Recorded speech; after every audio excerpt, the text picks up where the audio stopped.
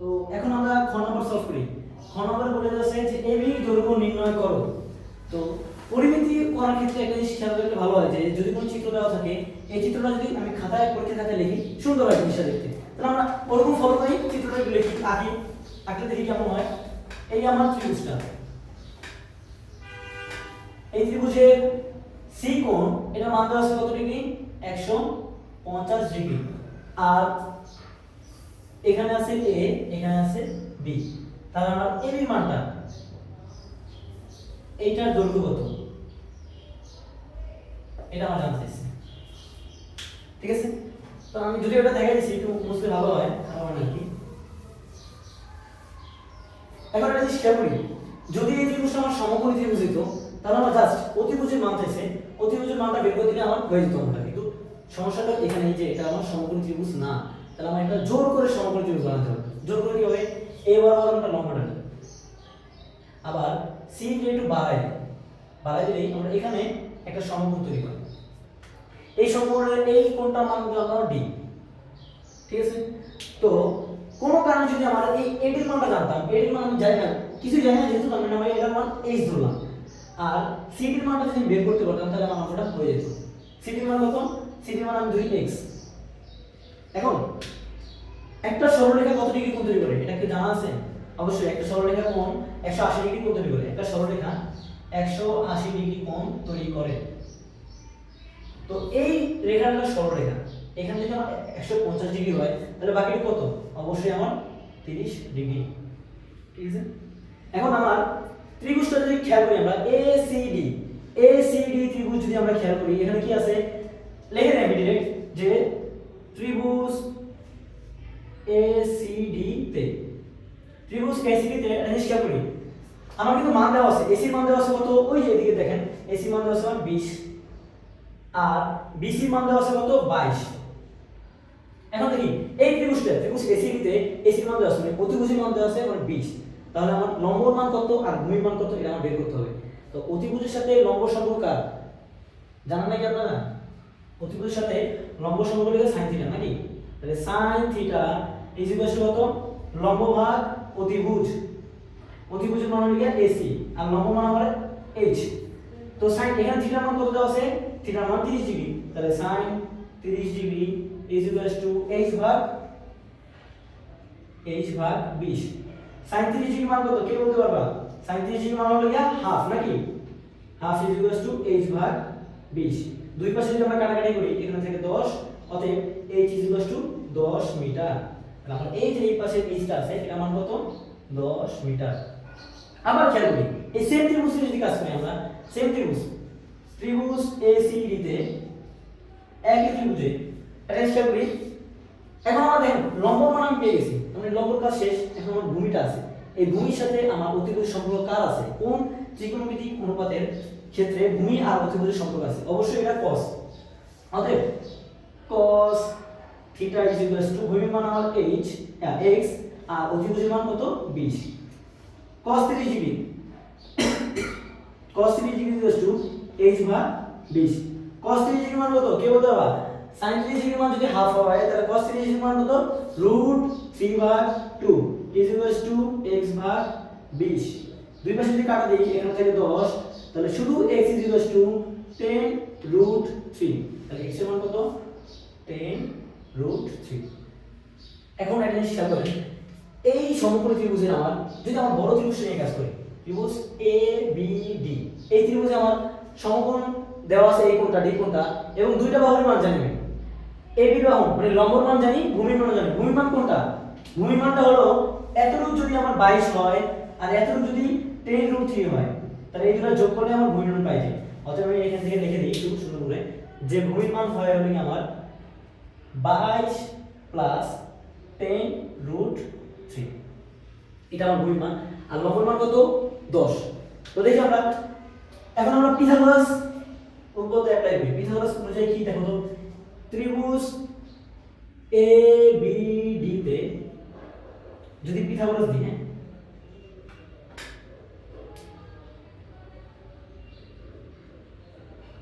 Pythagoras যদি apply করি ত্রিভুজ ABD তে কি লেখা যায়? AB square is equal two ab square equals to ad square plus bd square. এখন আমার কিন্তু ab স্কয়ার দরকার নাই, শুধু কার দরকার, শুধু ab মান দরকার। তাহলে শুধু ab equals to root over ad মান কত, ad মান আমরা বের করলাম উচ্চতার মান 10 স্কয়ার প্লাস bd মান কত, bd মান হলো গিয়া 22 plus 10 root 3 square is equals to কত হয়, ডিরেক্ট মান বের করি। হ্যাঁ, টোটাল ক্যালকুলেটরে যদি মান বসাই আমরা, এই ক্যালকুলেটরের মান বসানোর সাথে কত আসে আমাদের, টোটাল আসবে ab মান 40.572। হ্যাঁ, নিচে যদি আগে খাতা হয়ে যাচ্ছে না, আর একটু লিমিট আছে আর কি। ও আচ্ছা, না আমি বলতেছি যে যদি আমরা ক্যালকুলেটর মান বসাই তাহলে এই মানটা মান আসে হলো গিয়া 40.53572। হ্যাঁ, বুঝা যাইতেছে? আচ্ছা 40.572 মিটার। অতএব আমার এবি মান কত, এবি মান আসলো এই এতটুকু পুরোটা মান হলো 40.572 মিটার। আশা করি খ নম্বরটা সবাই বুঝতে পারছো, খুবই ইজি টেকনিক। আমি একটু রিক্যাপ যদি করি, আমার এই ত্রিভুজটা দেওয়া আছে, এখানে আমি এক্সট্রা ছোট একটা ত্রিভুজ নিয়েছি, কেন যেন আমার সমকোণী ত্রিভুজ বানাতে পারি, জোর করে বানাবো। তো এখানে আমার কত ডিগ্রি মান দেওয়া আছে, এই সেকোণের মান 30 ডিগ্রি। কেন, একটা সরলরেখা 180 ডিগ্রি কোণ তৈরি করলে এতটুকু যদি 150 হয়, এতটুকু কত হবে, অনলি 30 ডিগ্রি। তো এখান থেকে আমরা উচ্চতার মান আর এই ভূমির মানটা বের করলাম। উচ্চতার মান বের করার জন্য sin থিটা আনছি, আর ভূমির মান বের করার জন্য আমরা cos থিটা আনছি। তো যখন আমরা উচ্চতার ভূমি পেলাম, তখন আমরা এই বড় ত্রিভুজটার সবগুলো মান আমি জানি, লম্ব মান জানি, ভূমির মান জানি। এখন আমরা অবশ্যই ওই ত্রিভুজের মান যে কোনো সময় যে কোনো ভাবেই বের করতে পারবো। বের করার সবচেয়ে সহজ টেকনিক হলো আমাদের পিথাগোরাসের উপপাদ্য, নাকি পিথাগোরাসের উপপাদ্য অনুযায়ী জানি আমরা অতিভুজ স্কয়ার ইকুয়াল টু লম্ব স্কয়ার প্লাস ভূমি স্কয়ার। এখানে অতিভুজের মান জানি না আমি, অতিভুজের মানে আমার বি এবি, তাহলে এটা আমি রুট করলাম, লম্ব স্কয়ার মান 10 স্কয়ার আর ভূমি স্কয়ার মান কত 22 প্লাস 10 রুট 3 স্কয়ার। তো জাস্ট মান বসাইছি ক্যালকুলেটরে, কত আসছে 40.572 মিটার। আশা করি খ নম্বরটা সবাই ইজিলি বুঝতে পারছো। এবার আমরা গ নম্বরের দিকে আগে, নাকি এখন আমরা তাহলে গ নম্বর সলভ করি। গ নম্বরে কিন্তু দেখা আছে, দেখো বলা আছে কি প্রশ্নে, বৃত্তের পরিধি একটি সমবাহু ত্রিভুজের পরিসীমা সমান হলে এদের ক্ষেত্রফল নির্ণয় করো। হ্যাঁ, ক্ষেত্রফল নির্ণয় করো। তাহলে আমরা দেখি বৃত্ত যদি আমরা আঁকি, খুব সুন্দর ভাবে একটা বৃত্ত আঁকি, যদিও সুন্দর হবে না, হাত দিয়ে আঁকলে তো আর বৃত্ত একদম সার্কেল হয় না। হ্যাঁ, ধরে নাও এটা বৃত্ত সুন্দর হয়েছে আমার। হ্যাঁ, এটা হলো আমার বৃত্তের কেন্দ্র। এটা যদি কেন্দ্র হয়, কি বলছে আমার, বৃত্তের পরিধি সমবাহু ত্রিভুজের পরিসীমা সমান। আর একটা সুন্দর একটা ডাটা দেওয়া আছে, ডাটাটার নাম কি, দেখো তো, বৃত্তের ব্যাস দেওয়া আছে কত, 24 সেন্টিমিটার। এটা আমি সুন্দর মতো লিখে দিয়েছি বাংলাতে নাকি ইংলিশে, দেখো তো, দেখা আছে 2r। তাহলে বৃত্তের ব্যাসের মান দেওয়া আছে 24 সেন্টিমিটার। আর কি দেওয়া আছে, এই ব্যাস সমান সমান আমরা কি জানি বলো তো, ব্যাস সমান সমান আমরা জানি হলো ইয়া 2r। এখন কি আমরা বলতে পারবা যে বৃত্তের ব্যাস যদি দেওয়া থাকে তাহলে পরিধির সূত্র কি, বৃত্তের পরিধির সূত্র হলো গিয়ে পরিধি is equals to 2 pi r। এখানে 2 pi r মান কত আছে বলতো, তাহলে আমি লিখতে পারি না এই জিনিসটা, খুব কেয়ারফুলি একটু খেয়াল করো। বৃত্তের পরিধি সমান সমান 2 pi r, আর পরিধির মান দেওয়া আছে কত আমার কাছে, ও সরি পরিধির মান তো দেওয়াই নেই, পরিধির মান দেওয়া আছে আমার কাছে, আচ্ছা পরিধির মান বের করব আমি খেয়ালই নেই। তাহলে বৃত্তের পরিধি সমান সমান 2 pi r, 2 এর জায়গায় থাকলো, পাই এর মান আমি বসাবো না, আমার মন চায় না, এইজন্য 2r, 2r এর মান কত দেখো তো, 2r * পাই এটা লিখতে পারি, আর 2r এর মান দেওয়া আছে আমার 24 * পাই। তাহলে বৃত্তের পরিধি কত বের করলাম আমি, 24 পাই। এখন আমার বলছে এই পরিধিটা কার সমান হবে, একটা সমবাহু ত্রিভুজের পরিসীমা সমান হবে। একটা সমবাহু ত্রিভুজ আমরা যদি অঙ্কন করি তাহলে কেমন হয় দেখতে, এই দেখো আমার সমবাহু ত্রিভুজ। সমবাহু ত্রিভুজের সংজ্ঞা কি, যে ত্রিভুজের তিনটা বাহু সমান থাকে সমবাহু ত্রিভুজ বলে। আর সমবাহু ত্রিভুজের পরিসীমা মানে হলো তিনটা বাহুর যোগফল, যে কোনো জিনিসের পরিসীমা মানে ওর যতগুলো বাহু আছে সবগুলো বাহুর যোগফল। যেমন যদি বলে যে আয়তক্ষেত্রের পরিসীমা মানে কি, আয়তক্ষেত্রের পরিসীমা যদিও সূত্র আছে যে 2 * দৈর্ঘ্য প্লাস প্রস্থ। আর বর্গের পরিসীমা মানে কি 4a, 4a মানে প্রত্যেকটা বাহু যোগফল বা গুণফল। হ্যাঁ, তাহলে আমার যদি এই বাহুটা a হয়, এই বাহুটাও a, এটা মানে কত হবে a। তাহলে সমবাহু ত্রিভুজের পরিসীমা সূত্র কত হবে, 3a, কারণ তিনটা বাহুই আমার সমান, বাহুগুলোর যোগফল মানে কি, আমি আরেকটু ভাঙিয়ে লিখে দিই, আশা করি তোমরা অনেক কিছু জানো না এই জন্য। তাহলে এটা a plus a plus a is equals two 3a। Clear? এখন একটা জিনিস খেয়াল করো, এইটার মান যদি 3 হয় এখন বলছি আমরা এই দুটো পরিসীমা সমান হবে, সমবাহু ত্রিভুজের পরিসীমা আর বৃত্তের পরিধি দুটাই সমান হবে। অতএব আমি লিখতে পারি যে প্রশ্ন মতে 3a is equals to 24 পাই, বা শুধু a is equals to কত 24 পাই ভাগ 3। তাহলে কত হবে বলতো, 3 আর 24, তাহলে এখান থেকে 8। অতএব আমার যেই সমবাহু ত্রিভুজ আছে এর বাহু দৈর্ঘ্য কত 8, এর প্রত্যেকটা বাহু দৈর্ঘ্য হলো 8 সেন্টিমিটার, হ্যাঁ 8 সেন্টিমিটার, সবগুলাই 8। ক্লিয়ার? দেন আমরা এখন যাই, বলছে যে এদের ক্ষেত্রফল বের করতে হবে। এখন আমার সমবাহু ত্রিভুজের ক্ষেত্রফল কি এটাও বুঝতে হবে, সরি বৃত্তের ক্ষেত্রফল কি এটাও দেখতে হবে, আর সমবাহু ত্রিভুজের ক্ষেত্রফল কি এটাও বের করতে হবে। তাহলে বৃত্তের ক্ষেত্রফল যদি বের করি আমরা, বৃত্তের ক্ষেত্রফলের সূত্র কি, বৃত্তের পাই এর মান কোথায় গেল? কোনটা ওই যে পাই মান বসে জাস্ট আসি, কোনো কি করে নেই, ক্যালকুলেটর অ্যাপ্লাই করি। বৃত্তের ক্ষেত্রফল is equals to pi r square. তাহলে 8 ইজ ইকুয়াল 8 পাই হবে না?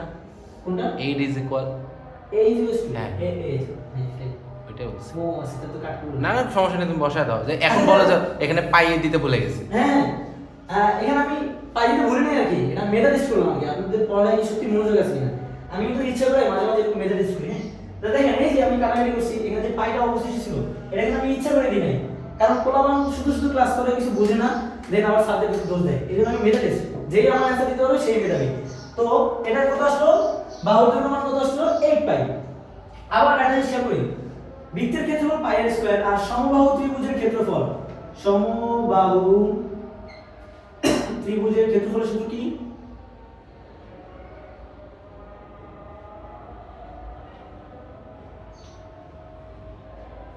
is equals to √3/4 a square, √3/4 a square. এখন আমরা দেখি বৃত্তের ক্ষেত্রফলটা বের করি একটু কষ্ট করে। আর এর মান কত, আচ্ছা বলো 2r এর মান যদি আমার 24 হয়, শুধু r কত হবে, 2r যদি 24 হয়, 2r যদি 24 হয়, তাহলে r এর মান অবশ্যই আমার 12 হবে। এটা তো ছোট ছোট বাচ্চারা করে। তো এখানে বৃত্তের ক্ষেত্রফল কত হবে, পাই ইনটু 12 স্কয়ার, আর 12 স্কয়ার করলে কত হয় কে বলতে পারবা, 12 স্কয়ার করলে 144, 144 হবে। আচ্ছা খেয়ালই নেই, এটা ক্রপ করে দিলাম, 144 পাই। হ্যাঁ আর সমবাহু ত্রিভুজের ক্ষেত্রফল আমি জানি বের করি, সমবাহু ত্রিভুজের ক্ষেত্রফল এর মান কিন্তু পাইলাম আমরা, এর মান কত পাইছি একটু আগে দেখছি 8 পাই, তো কত হবে √3/4 ইনটু 8 পাই স্কয়ার, তাহলে কত হবে √3/4 ইনটু 8 পাই মানে 8 এর স্কয়ার করলে 64, আর পাই এর স্কয়ার মানে পাই স্কয়ার। অনেক সহজ না? বৃত্তের ক্ষেত্রফল পাইলাম, সমবাহু ত্রিভুজের ক্ষেত্রফল আমরা পাইলাম। এখন আমার কাছে বসে কি জাস্ট বলেছি এই দুটোর অনুপাত করতে, অর্থাৎ অনুপাত মানে কি, বৃত্তের যেটা ক্ষেত্রফল ওটা থেকে আমি সমবাহু ত্রিভুজের ক্ষেত্রফলে ভাগ করব। অনুপাত নির্ণয় করতে বলছি না, দেখো তো সবাই অনুপাত। হ্যাঁ তাহলে বৃত্তের ক্ষেত্রফল কত পাইলাম দেখো তো, আমি একটু কমই লিখলাম আর কি, তোমরা বুঝে নিও। বৃত্তের ক্ষেত্রফল পাইলাম আমরা 144 পাই, আর সমবাহু ত্রিভুজের ক্ষেত্রফল পাইলাম কত, √3/4 64 পাই স্কয়ার। কি করা যায় বলতো, এই জায়গায় কাটাকাটি করবে, এই কাটাকাটি তো আমরা ক্যালকুলেটর নিয়ে আসবো। 64, হ্যাঁ ক্যালকুলেটর নিয়ে আসবো, দাও দেখি শর্টকাট দাও নাই, তাহলে অ্যান্সার দেখে মেলা দাও, যে ক্যালকুলেটর দেখে এটা হিসাব আসলো, ওদের আবার এমসিকিউ দিতে হবে। 44 পাই আর 4, ক্যালকুলেটর দেখে বলো যে ক্যালকুলেটর দেখে এই হিসাব আসে। 4/64 কত আসে, 4/64 লিখে তোমার 16, হ্যাঁ 16।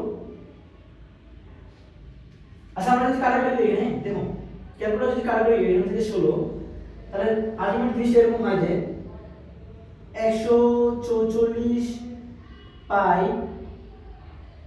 ইস টু তোমার 16√3 পাই স্কয়ার, দুই পাশে এক একটা পাই কাটা, তাহলে কত থাকে বলো তো, 144 পাই টু আর একটু উপরে 16 হাইট উপরে যাবো।